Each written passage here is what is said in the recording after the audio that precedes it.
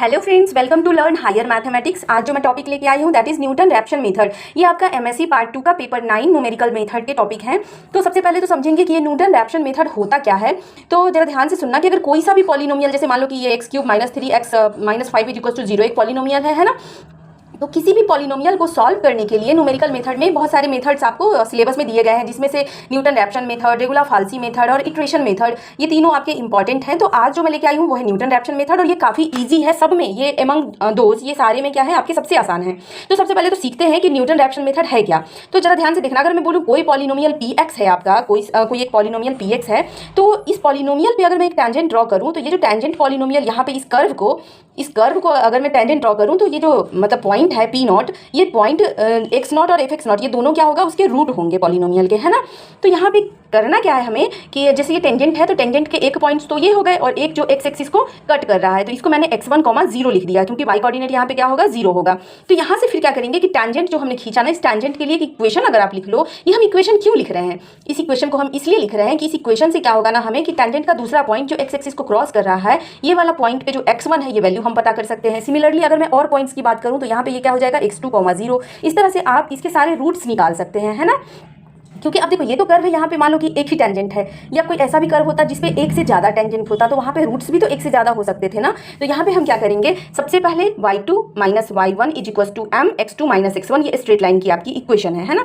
तो यहाँ पे दो पॉइंट्स मुझे चाहिए और दो पॉइंट हमारा ऑलरेडी है यहाँ पे। तो यहाँ पे देखो इसको मैंने सेकंड पॉइंट मान लिया और इसको फर्स्ट पॉइंट। तो ये क्या हो जाएगा, y2 की जगह fx0 - y1 की जगह 0 = m। m क्या होता है आपका, स्लोप क्या है, dy/dx, यानी कि जो फंक्शन है उसी का क्या है आपका डिराइवेटिव। यानी यहाँ पे आप लिख सकते हो f' इंटू x2 - x1। अब 2 की जगह पे क्या है आपका x0 और x1 - x1। अब इसको जब फर्दर सॉल्व करेंगे ना तो ये हो जाएगा fx0 = यहाँ पे क्या करो, ये हो गया fx0 = f' into x0 - x1। इसको फर्दर आप सॉल्व करो तो सॉल्व करने के बाद आपका आ जाएगा x1 = x0 - fx0 upon f' इसको मैंने क्या किया, इसके नीचे भेज दिया।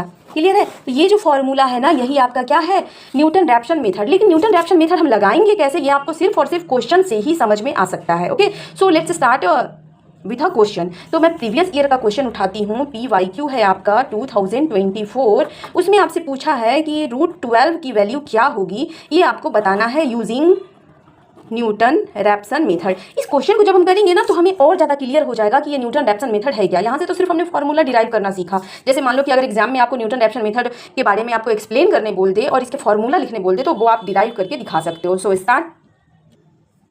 तो हमारे पास क्वेश्चन है 2024 का NOU का। इसमें बोल रहा है कि न्यूटन रैप्सन मेथड का इस्तेमाल करके हमें स्क्वायर रूट ऑफ 12 निकालना है, यानी हमें क्या निकालना है, √12। तो सबसे पहले क्या करो कि √12 को ही आप क्या लिख दो, x, और हमें पता करना है कि x क्या होगा, यही तो पता करना है ना हमें। तो यहाँ से सबसे पहले हमें करना क्या है कि हमें एक फंक्शन चाहिए, fx चाहिए। तो दोनों तरफ क्या करो, स्क्वायरिंग कर दो। तो ये हो जाएगा 12 = x²। और हमें चाहिए क्या कि fx = 0 के फॉर्म में एक फंक्शन चाहिए। तो हम क्या करेंगे, x² - 12 = 0 लिख सकते हैं ना। तो यहाँ पे हम मान सकते हैं क्या कि हमारा जो फंक्शन है वो है x² - 12। ओके, अब ये जो फंक्शन है, इस फंक्शन का जो रूट होगा वही हमारा क्या होगा, सॉल्यूशन होगा।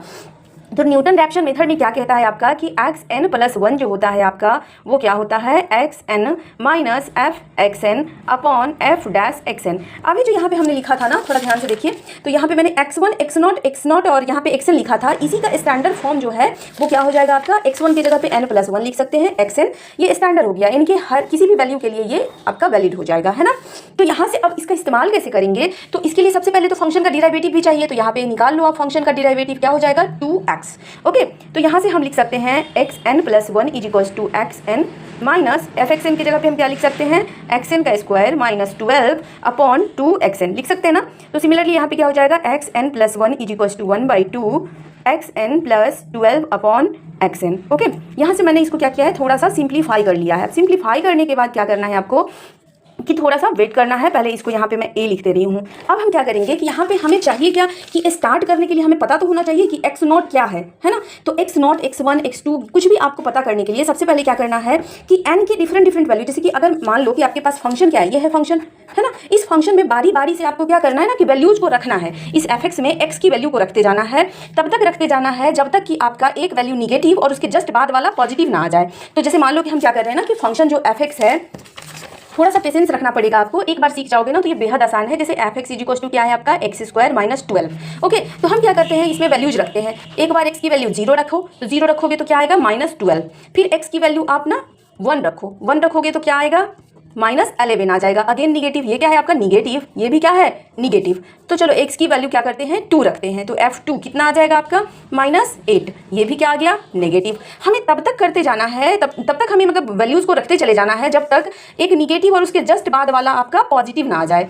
तो x की वैल्यू क्या करते हैं आप 3 रखते हैं, तो 3 रखो तो f3 इजिकल्स टू क्या हो जाएगा -3। ये अगेन निगेटिव आ गया। अब चलो 4 रखते हैं, x इजिकल्स टू 4, तो f4 क्या आ गया आपका 4। देखो ये क्या आया पॉजिटिव। तो जहां आपको लगातार निगेटिव और पॉजिटिव मिल जाए ना, उसे आप ऐसे, इसी को हमें क्या करना है पकड़ना है ना, इसी को पकड़ेंगे। और यहाँ पे ये जो वैल्यू है ना, ये जो x इजिकल्स टू 3 वाली ये जो वैल्यू है ना, इसी को हम क्या मानेंगे n इजिकल्स टू 0 वाली वैल्यू, और इसको हम मानेंगे n इजिकल्स टू 1 वाली। मतलब कि हमारे काम की जो वैल्यू है ना वो यही है।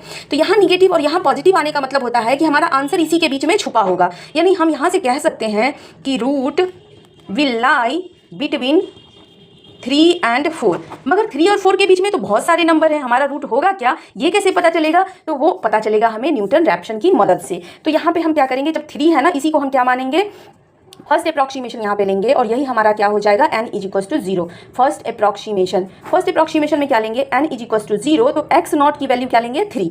यहाँ पे ध्यान से देखना, जहाँ पे हमारा ये मिला ना ऐसा सिचुएशन, वही हमारे काम का है, बाकी सब हमारे काम का नहीं है। तो यहाँ पे हम क्या करेंगे x0 को क्या मानेंगे 3। अब x0 3 हो गया, तो यहाँ से हम क्या निकाल सकते हैं x1 निकालेंगे। x1 क्या हो जाएगा 1/2, जो अभी हमने फॉर्मूला लिखा ना, इसी फॉर्मूला में 1/2 और यहाँ x0 + 12/x0 है ना, तो 1/2 और x0 की जगह पे 3 + 12/3, तो ये आपका क्या हो जाएगा 3.5। उसी तरह अगर x2 निकालोगे ना, तो x2 में क्या हो जाएगा 1/2। अच्छा ये कब तक निकालेंगे, तो अभी आपको क्लियर हो जाएगा, देखना जरा 1/2 और क्या हो जाएगा यहाँ पे ये 3.5 + 12/3.5। इसको आप सॉल्व करोगे तो इसकी वैल्यू आ जाएगी 3.464। सिमिलरली जब x3 निकालेंगे ना, ये हमें तब तक करते जाना है जब तक हमारा आंसर जो है x की वैल्यू रिपीट ना हो जाए। जहाँ रिपीट हो जाएगा वही हमारा आंसर होगा और हमें स्टॉप हो जाना है। ओके, तो x3 क्या हो जाएगा 1/2 और ये हो जाएगा 3.464 + 12 ये हो जाएगा 3.464। आपको कैलकुलेटर की मदद लेनी पड़ेगी, बिना कैलकुलेटर का आप नहीं सॉल्व कर पाओगे, थोड़ा मुश्किल हो जाएगा, काफ़ी लेंदी हो जाएगा। जब इसे सॉल्व करोगे तो ये आ जाएगा 3.4641।